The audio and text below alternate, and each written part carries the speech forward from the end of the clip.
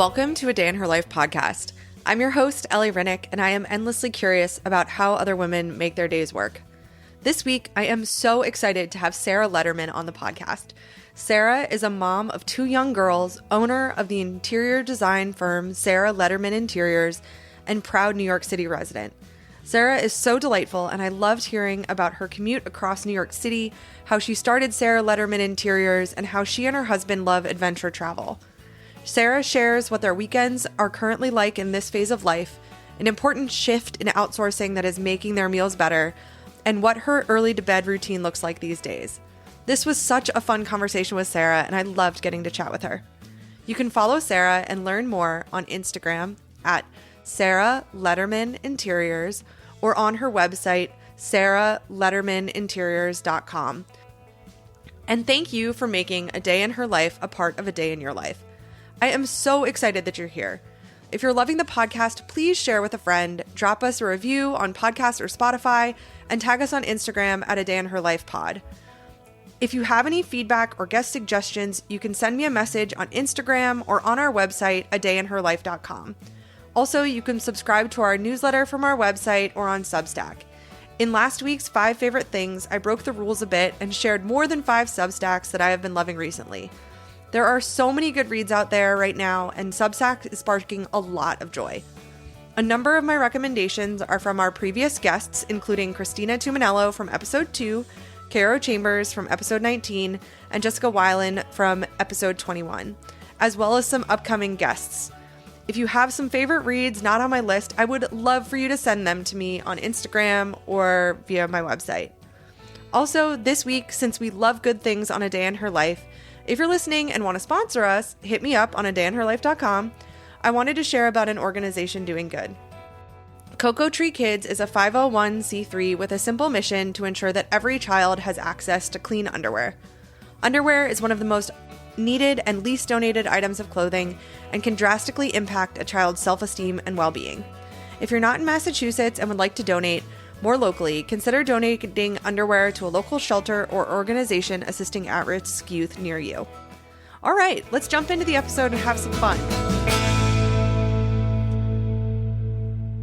Welcome to another episode of A Day in Her Life podcast. Today, I am thrilled to have Sarah Lederman joining us to discuss her days. Hi, Sarah. Thanks so much for joining us today. Hi, thank you for having me. Absolutely. Can you set the scene and fill us in on where you live, what your family looks like, and what you do? I live in New York City with my husband and my 2 daughters who are 6 and 3. We also have a 13-year-old dog who is a lot of work. And I'm an interior designer. So I have a business that I started in about 2020, and I worked for a firm for about 7 years before that, and was an intern at another firm for about 2 years before that. So it's been a little over a decade in the business. That's awesome. It's funny how the dogs are sometimes more work than the children on a given day. 100%, especially in Manhattan. I feel like it's just not as easy to open the door and say, go out. Yep. My dog is the one who wakes us up in the middle of the night, not the children these days. Yeah. Awesome. So Sarah, let's jump into your days. Can you start with your morning? Fill us in on how your mornings go, what time you wake up, and let's go from there. So I typically wake up around 7:15 and get myself ready. And then I help my 2 girls get ready while my husband walks the dog. And we have a nanny who comes in the morning. My husband and I are both doing a million different things, and she's helping get breakfast together. And then she typically takes my younger daughter to school while I take my older daughter to school, and my husband goes to work a little bit before us. And what I love about that is that she goes to school on the Upper West Side, right across from where my office is on the Upper East Side. So my commute, I always tell people, is like the best commute on planet Earth. I feel like I walk through Central Park every morning, and it's sort of a time for me to clear my head and just have a reset. I don't even listen to a podcast. I don't do anything. I just sort of have a peaceful time to myself. And then once I get across the park, I'll typically find a place to get a coffee and maybe a pastry or something to eat for breakfast and take it to my office. And I usually get to my office like 15 minutes to a half an hour before. I have one employee who works with me, and I'll just like sit and answer my emails and have some alone time. And it feels really nice to just, at home, everything is so crazy. So to have a place where I go where it's just quiet and calm, and I sort of just like look at the emails and what I have to do for the day before I see anyone. And it's kind of the best part of the morning. And at that point, when she comes in, we kind of jump into, the hecticness of the workday. So my day can really vary a lot. Sometimes I'm going out on a site visit. Sometimes I am sitting at the computer all day. I also have sort of a showroom out of my office. So it's a residential apartment that I converted into an office. And like, for instance, last week I had a 2-day trunk show where I was selling some homewares, ceramics, textiles, stuff like that. And then we also had a jeweler and a clothing designer come in, and like lots of people came in, and it's fun that every day doesn't look the same. So, one day I'll be interacting with a lot of people. Some days I'll be meeting with one client. Sometimes it'll just be me and my assistant in the office. And that variation is something that I think I really craved for a long time and has been really nice. So I'm at the office usually until about 5, at which point I will head home and try to, have the tail end of dinner with my kids and not miss out on bath time. And then, we will watch an hour of TV and unwind, read books, do puzzles.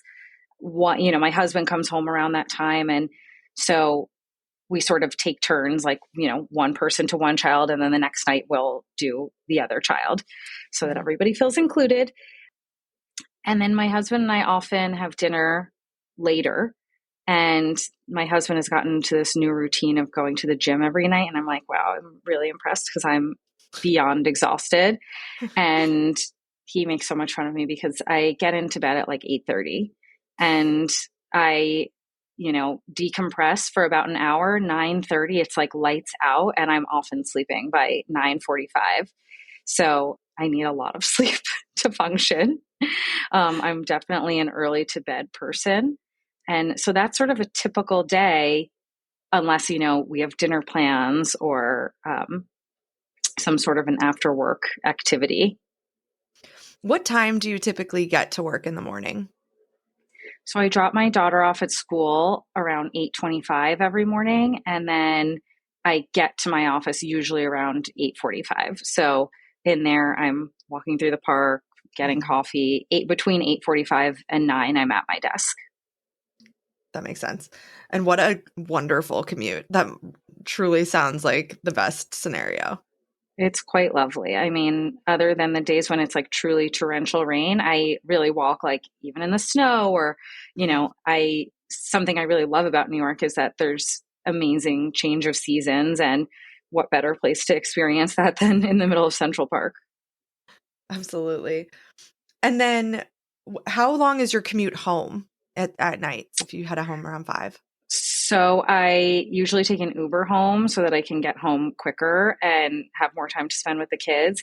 And it takes like 10 to 15 minutes, which is great. I mean, for years, I lived downtown and felt like all of life existed downtown.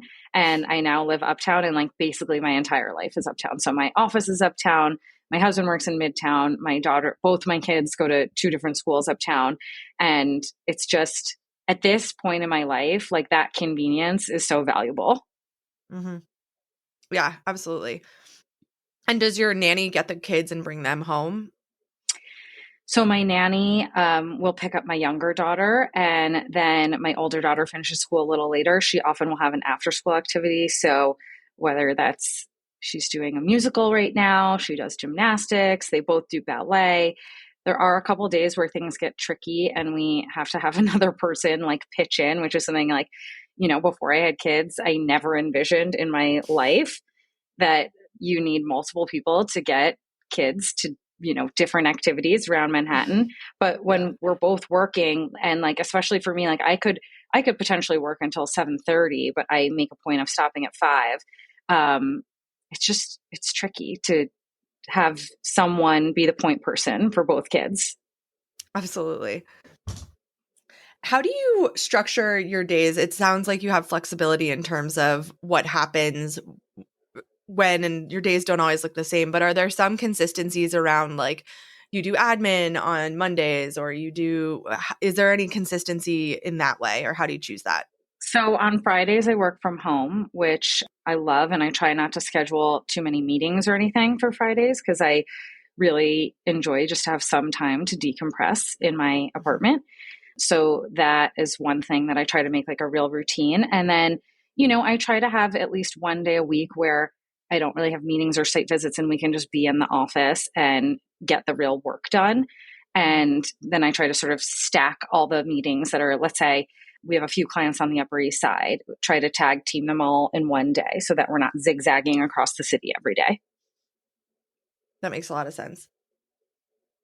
And you mentioned that you started your company in 2020. Interesting time to start a company. Can you kind of take us through how that came to be or how you got into interior design as a whole as well? So after graduating college, I had worked in fashion and I just realized it wasn't for me, just the whole scene. And I knew I wanted to do something creative. My family had always said to me, why don't you do something with interiors? I was always that person who was like moving my furniture around and testing different things. And so I went back to school. I went to the New York School of Interior Design and, gave it a try. And at that point, I got an internship with Bonnie Williams, who, is an AD 100 designer, loved it. I was there for like a year and a half before I got hired full time at Tom Shearer. I went into the industry thinking that I would have my own business like relatively soon after going into it, but I actually really loved working for someone else so much that I stayed there for about 7 years.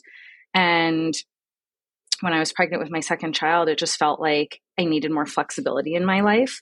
And so I gave notice, unbeknownst to me, COVID was around the corner. And so that was pretty scary, not only the fact that I was having a baby at the peak of COVID, but also that, I had left my job and the security of that. But as it turned out, everyone was home and everyone wanted work done. So it actually ended up being a really good time to launch a business because there was no shortage of clientele. Yeah. What do you do during the day for yourself? What does self-care look like in whatever form for you? That's a good question. I am working on doing more self-care, but I try to have a nice lunch and not work through lunch. My employee and I will, we sit at desks facing each other and we will, we'll sit and have lunch and have it be sort of a relaxing time in the day. Other than that, I don't know that I do that much self-care during the day, but certainly the evening time, my husband would definitely say is all self-care because like I said, I'm like cocooned in my bed from like 8:30 to 7:15 in the morning. So, and I don't know, what are things that I do for myself? I have an LED light mask that I really like that makes me feel like I'm at a spa because I don't ever have time to go to a spa or, get manicures or anything like that. So that's one thing that I do for myself. And, self-care is an interesting thing when you have 2 kids and work full time. There's not a ton of time for it. Absolutely.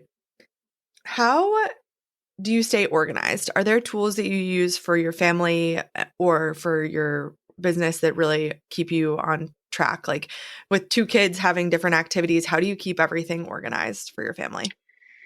So I have Google calendars for different areas of my life. The family calendar that my husband and I share is, one color, and then work is another color. And then for bookkeeping, my bookkeeper uses a tool called Asana, which is sort of like a project management tool. And as tasks are completed, they get checked off and they sort of disappear from your feed. And so that's been helpful in making sure that all of that's covered because I always felt like going into business for myself was so scary because I don't know that I'm like I always feel like I'm a creative, not the financially minded one. And so that's one of the things that I always knew I would outsource. I have a great bookkeeper and she keeps me really organized using tools like that. And then I have a bookkeeping program that it's still a work in progress, but I feel like I've finally gotten to a place where I understand the ins and outs of my books. So that's been comforting also. I can imagine there's a lot of self-awareness to know that you are not that person, but also having some confidence in it now must be pretty satisfying. Yes. I am also not a bookkeeper. My math is also terrible, so my family is always joking. Yeah, and it's an industry that requires like an extraordinary amount of bookkeeping because, you know, we're putting people's entire homes on credit cards and checks and whatever. So it's definitely not all creative, this business. How do you make time for relationships with your friends during the week in this phase of life? My husband and I mean, our lives basically revolve around going out to dinner. And so, I mean, in theory, we aim to have a babysitter come once a week so that we can go out to dinner. And we always said, like, even if we don't have a plan, we'll do a date night. I feel like that's sort of fallen by the wayside because my kids have literally been sick for, I don't know, it feels like 3 months right now. Like it's just a really rough season of life. So a lot of canceled plans recently. But in theory, we try to go out to dinner once a week and just have, you know, adult time. Do you do that with your friends and your partner, or how do you catch up with friends separately, or how do you make time for that? So, you know, we'll go out to dinner with couple friends, but it is easier if we sort of go out with our friends separately because then we don't have to get a babysitter. It's sort of like I could on a Tuesday night say to my husband, hey, is it okay if I grab dinner with this friend? And like to have the ability to have a spur of the moment plan because we can cover for each other is nice. There are times when I'm like, I just need to go out and like go out to dinner and have a drink. And so on nights like that, it's nice to have a partner who is around and can fill in. That said, I feel like we should go out to dinner, the two of us, more. I totally feel that. And we've also been in a season of illness and it sucks because like you're disappointed, but you know your kid doesn't feel well. And I know it's like I'll have a babysitter booked like 3 weeks in advance and like finally got a dinner on the books with friends. And then that day you're like, I guess I'm canceling because my child has strep or hand, foot, and mouth or COVID or, you know, whatever it is. We've been fighting an ear infection for, I think it's going on 5 weeks now. And it's just nonstop. And this poor girl, I'm like, one day she'll get better, but. Yeah, we're all on some flavor of antibiotics, I feel like, for the last couple of months. So it's been rough. Mm-hmm. Yeah. A few of my friends and I have, like, I got strep this year and a friend of mine got strep this year. And I forgot how absolutely brutal strep is. Yeah, and I had it over Thanksgiving and I miss Thanksgiving. And yeah, I think as an adult, it somehow might be worse. Or maybe I'm just a worse patient than my kids. I don't know. When my son was complaining when he had it a few years ago, and I was like, oh, come on, it's not that bad. And then when I got it, I nearly fainted. And I was like, okay, this is pretty bad. I feel bad that I didn't take you as seriously as I probably should have. I know. It's hard. Brutal. It's hard. I just tell myself that they're building up their immune systems and this, you know, phase of life will end at some point. When you get into bed at 8:45, what does your wind down look like? Do you read? Do you listen to something? What do you do once you get in bed?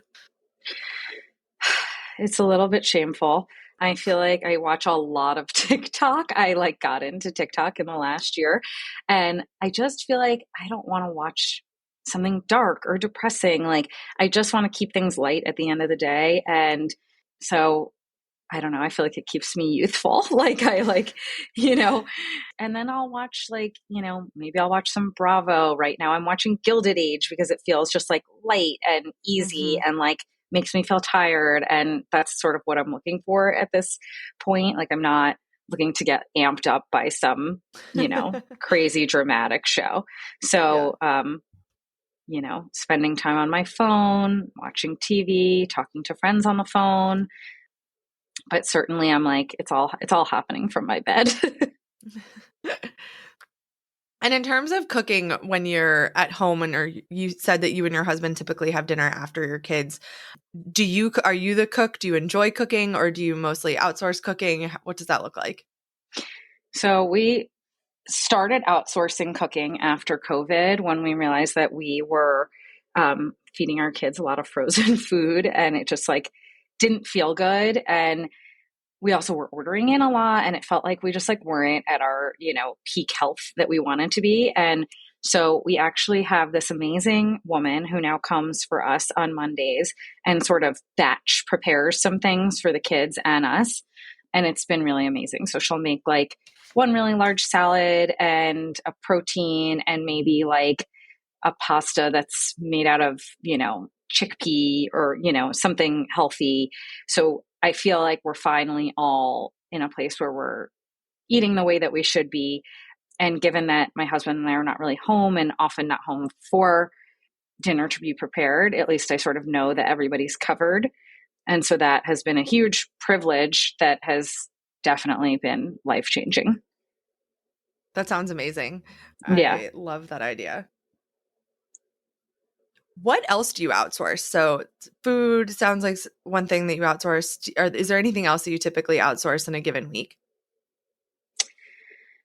Not really. I mean, I feel like we have childcare and our kids are in school. So that's a huge thing. And my nanny is basically a part of my family. So other than that, I feel like, we're working and we want to spend that time with our kids at night and on the weekends.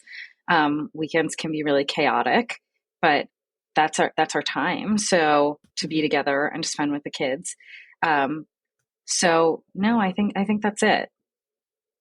Awesome. What do your weekends look like? You mentioned that's it is birthday kind of party city these days. I feel like both of my kids have like 1 to 2 birthday parties every weekend. And then they also just started playing basketball.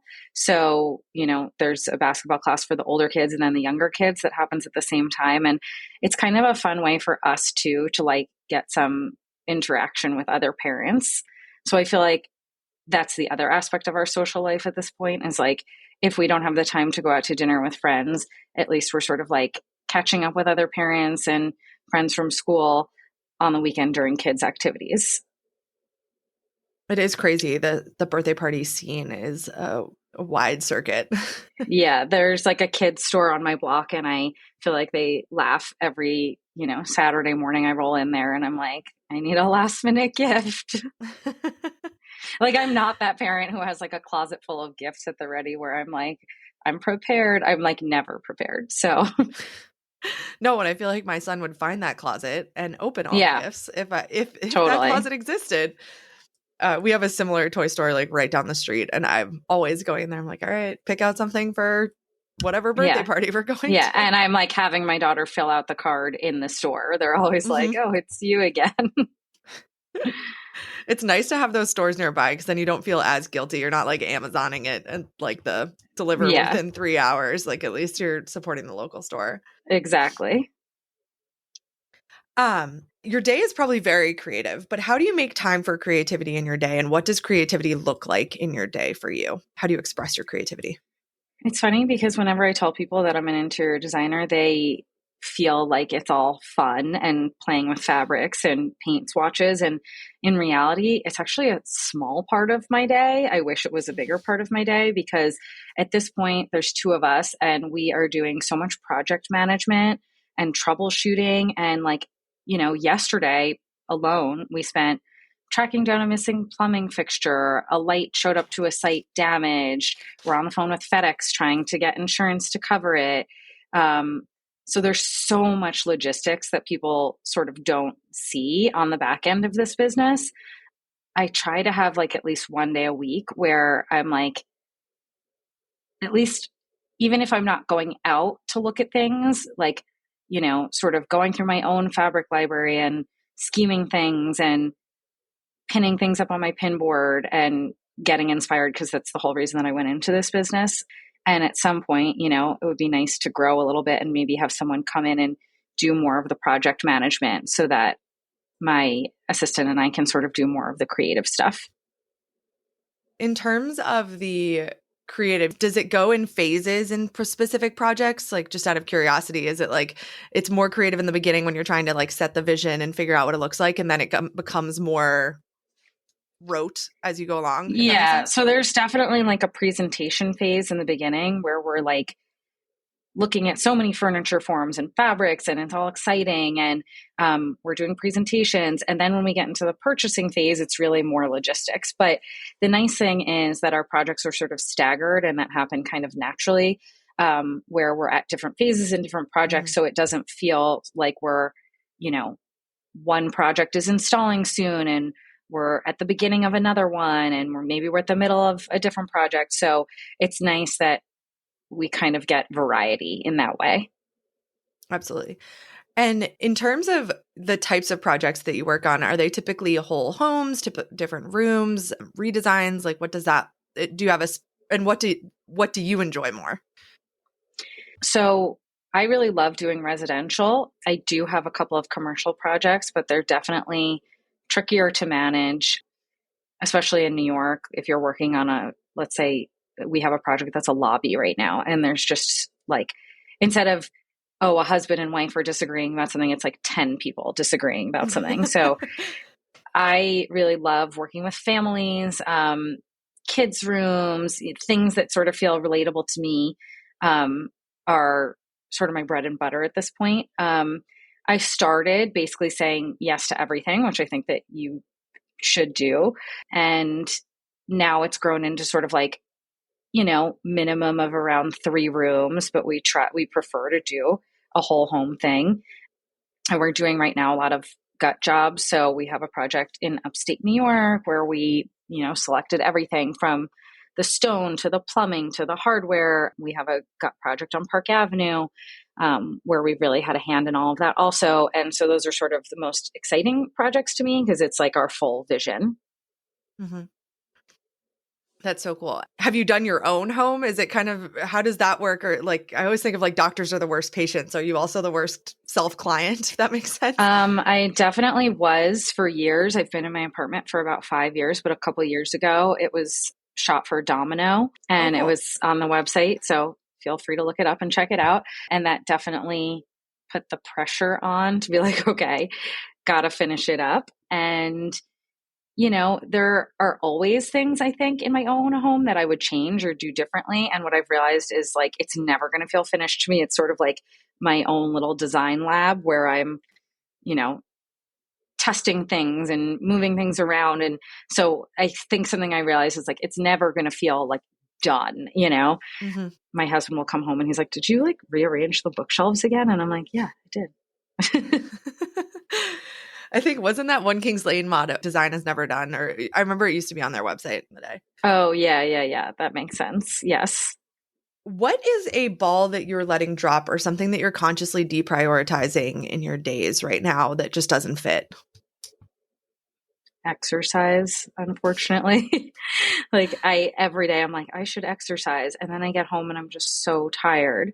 And I'm constantly in awe of my husband that like after we put the kids to bed, he goes to the gym like every night in our building.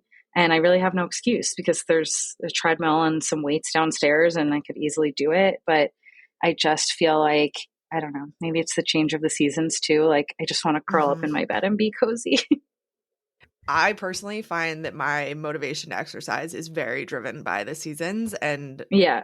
also my motivation to exercise at night is always 0. So I'm with you on that. And I can't sacrifice my morning sleep sometimes. Yeah. Like I don't want to be up early in the morning, and like I don't want to give up my evening routine either. And so, I do try to prioritize walking a lot, and it's very easy to do that in New York City. I don't know that it's necessarily enough, but at least I sort of feel like I'm getting my steps in. Yeah, walking is such a valuable exercise, even if it doesn't feel like exercise. I think that's probably the best trick about walking is that it doesn't always feel like exercise. Yeah.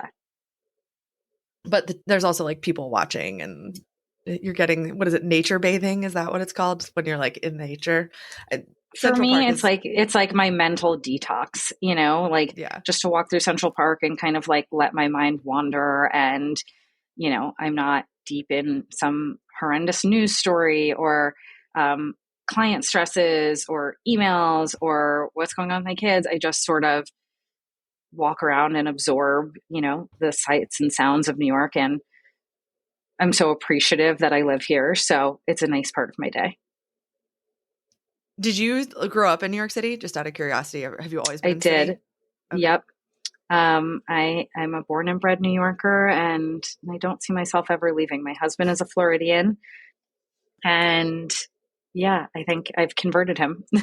I love that. What is something that you wish were different in your days? If you could change something, big, small, no rules here, what would you change if you could? I think I thought that starting my own business would give me more time with my kids. And because, you know, I felt like, well, I don't work for someone else, so I can make my own schedule and I can do whatever I want. But actually, there's just so much more on your plate when you're a business owner. Like, I had someone fully doing the books for me when I worked for someone else. And now I'm doing that. Now I'm fielding all the client calls. Now I'm doing my social media. I'm like, I have to wear so many different hats. And I just feel like I'm constantly juggling a lot. And it's like, could I just leave in the middle of the day and do something else for myself? Like, could I go like get a manicure or whatever? I could, but I think I'm too uptight too. Like, I feel like I wouldn't get everything done. And I also have sort of made a rule for myself that 5 o'clock is the stopping point. I do not Mm-hmm. work after that. I mean, you know, there are extenuating circumstances, obviously, but like I close my computer at 5 and go home regardless of what's going on so that I can have that time with my kids. So I feel like it's during the day is really a time to prioritize working. You know, I try to keep very regular hours, but do I wish that I was picking my kids up in the middle of the day and, you know, getting coffee with another mom from school or, you know, there's a little FOMO there for sure. Mm-hmm. Was that 5 o'clock boundary? Is that something you've always had, or is that something that boundary has come into place because work was interfering with your evenings? And how did that boundary come to be? Well, for one, I worked at an office where it was very strictly 9 to 5. You know, there are a lot of firms out there who definitely are like working their employees to the bone. And it's like, we're not saving lives here. We're designing people's homes. So I try to keep that perspective and I try to impart that perspective on my clients too. But then there was a point during COVID where I felt like because everyone was home, the hours got so blurred and clients were texting me at all hours. And I still have those clients who will text me at like, you know, 11:30 at night. And like, that's when they're free and they don't realize that like, I'm not working right now, you know? You've been asleep for 3 hours? Yeah, exactly. Or like I'll get something at the crack of dawn. And so I did put it into my contract recently, like these are my working hours. And so it's very clear now. You know, I am a small business and I have a young family and that's how it is. So What is something that you've been using recently, a product or a podcast you listen to, a book, something random recently that has really stuck with you as making your days better? So I feel like during the day, I do listen to a lot of design podcasts. So like Business of Home. I think it's really interesting to hear how other designers are sort of structuring their businesses, handling client issues, stuff like that. So I find that to be really enjoyable. As for a product that I've been using, I did get a laser, you know, measuring tape thing. So that's kind of like a cool new tool for designers. And then in terms of something that I use at home, I got a water pick. Is that exciting? I got one of those too. I got one of the little like travel ones that Smarter in a Sec recommended. It's like yay big and I love it.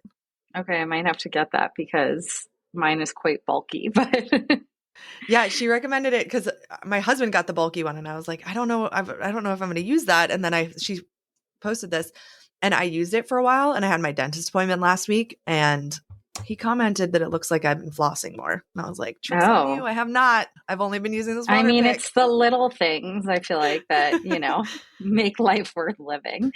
Um, and also just like investing in the tools for my business. I feel like I had a laptop that I used to carry to work every morning, and I was like, my back hurts and I don't want to carry this laptop back and forth every day. And so I got like a little home, air book or whatever. And even just that like small change of like anywhere I go, I could work. And if I forget my laptop at work, then it's still fine. And I can, answer an email from home has been kind of life changing for me. That's awesome. What is something that like gets you revved up? What is something that you do for fun, or something that like, even if it's not frequent, like what is something that you look forward to in your days or weeks as you're going through? I love to travel.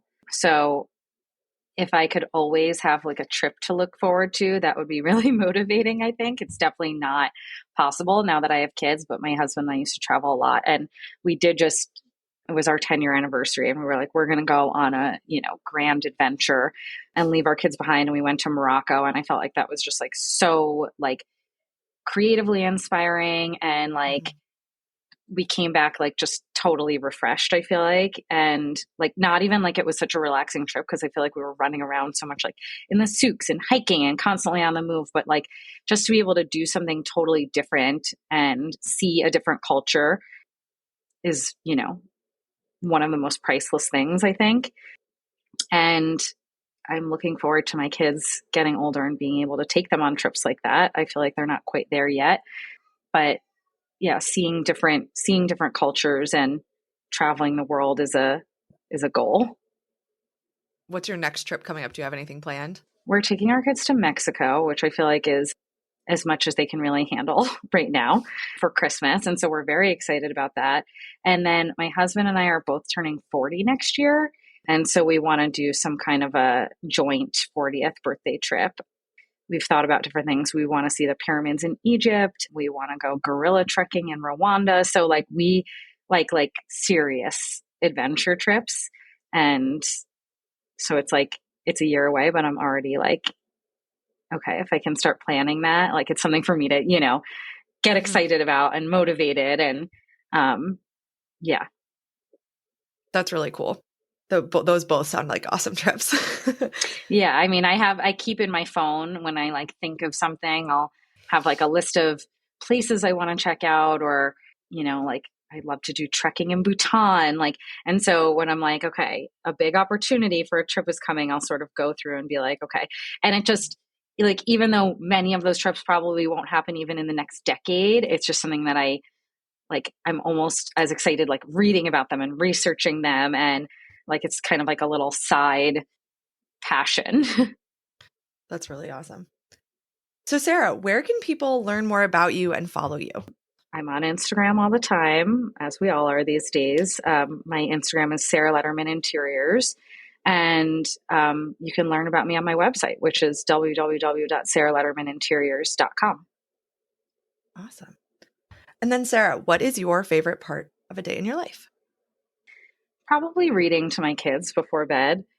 It's just like, we dim the lights and like put the shades down and they're under the covers, and I love hearing about their days. And I just feel like it's like they give me so little, but I'm like, but tell me more. Like my little one, especially, she's like, this one didn't want to play with me. And I'm like, okay. And like, why was that? And what else did you do? And what color did you paint with? And like, I just want to know every single thing that they've been doing during the day that I've missed. And I don't know, it's just such a like warm and fuzzy time. And we have this thing where they each get to choose like 2 or 3 songs after we read books. And my little one is just so funny. She wants to hear Lizzo every night, and it just like cracks me up. And then my older one is super into Taylor Swift, and I'm like a huge Swiftie also. So that's been really fun to like share that with her. And it's just like, I don't know, it's a really nice wind down time. That sounds so sweet. My Spotify Wrapped or whatever is completely overtaken by my children, and my son's music selection is very odd. Yeah. Mine also range. like, yeah, mine I think my number one artist was Lizzo. And I was like, I mean, I love Lizzo, but like, it's because my daughter listens to the same song from the Barbie movie every single night. My son likes the Nelly EI song, the edited Okay. version, obviously. Yeah. But Yeah. he'll start singing like "Andale, andale, mama." Yeah. That's so funny. I think I just play like the '90s rap for them because I know the words, or like early 2000s songs because like I know them, and Yeah. I can at least know that he'll enjoy them, or I'll at least not I mean, suffer listen, it's listening to better them. than listening to the Wheels on the Bus every night, you know? Mommy's music works on this Spotify. Yeah. Sorry, bud. Yeah. Awesome. Well, thank you, Sarah, so much for being a guest on the podcast today. It was so fun to meet you and to chat and to hear You about your too. days. Thank you so much.